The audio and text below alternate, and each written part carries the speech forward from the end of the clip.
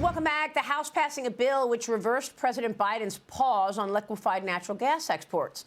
The Unlocking Domestic LNG Potential Act also strips the Energy Department's power to permit natural gas export projects. Speaker Mike Johnson putting out this statement after the bill passed last night.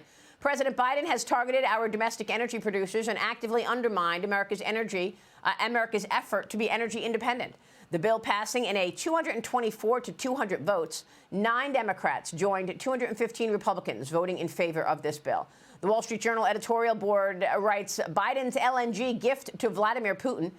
In it, they call out the Democrats who claim to support Ukraine, but, quote, voted in favor of abetting Mr. Putin's energy coercion. Joining me right now is Texas Congressman Randy Weber. He's a member of the House Energy and Commerce Committee and a member of the House Freedom Caucus. Congressman, good to see you.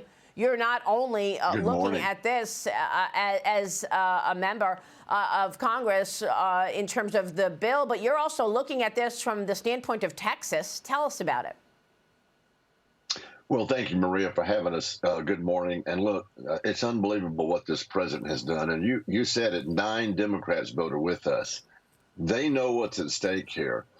If you think about it, last year, President Biden told the European countries they needed to get off of Russian LNG, and we would supply their LNG, America would. But guess what? It's a campaign year now. And so all of a sudden, he's taken this tack to appease his radical climate base. For us in Texas, we've got actually 4 LNG plants. 2 of them are producing Freeport LNG, and we've got Golden Pass, and the Cheniere Energy is actually over in Louisiana, too. It's going to hurt the Gulf Coast of Texas. Jobs for people, energy independence. It seems like this president is intent on killing our energy industry. Where is this going to go next? I mean, is this going to die in the Senate? Well, probably Chuck Schumer and company are going to do everything they can to appease the president because they don't want him to look, as Robert Hur, and y'all very adequately pointed out earlier, what Robert Hur said. Basically, he's a doddering older gentleman, I'll use those words, who can't remember things and should not be in front of a jury. Well, I would argue that he should not be in front of the American public and certainly not on the world stage. Well, it's certainly odd to hear the special counsel say that this president is too feeble to get prosecuted, but he's just fine to run the free world. That's true. But in terms of this LNG bill, I want to get your take on the potential for America to become energy independent again. What will it take?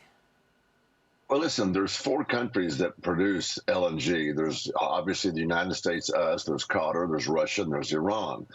We ought to be producing energy so that we can help not only our industry here, our energy people here, and folks here that depend on jobs, those companies, the investors who want to get involved, but there's so much uncertainty with this president. This is a gift to Putin and to the Iranian killers who just killed, basically their proxies killed 3 of our fine service members. I cannot believe that this president is going to stay this course and that Americans aren't paying attention. Well, I mean, how does he justify that then? Well, it's all in the name of climate change. You've seen that, and I would argue that what needs changing is the political climate here. He needs to be out of office. We need a president who projects power and strength and confidence for our allies, not just economically, of course, but militarily as well. Yeah. When America is strong, the world is safer. Cheryl Casoni, jump in here. Well, really quick, sir, on this issue of the LNG, I mean, there's actually a lawsuit now from the American Petroleum Institute who, believe it or not, and you probably know this, have teamed up with environmentalists because of this executive order regarding the Gulf of Mexico. And I ask this for you as a Texas, congressman, but also this affects Louisiana as well.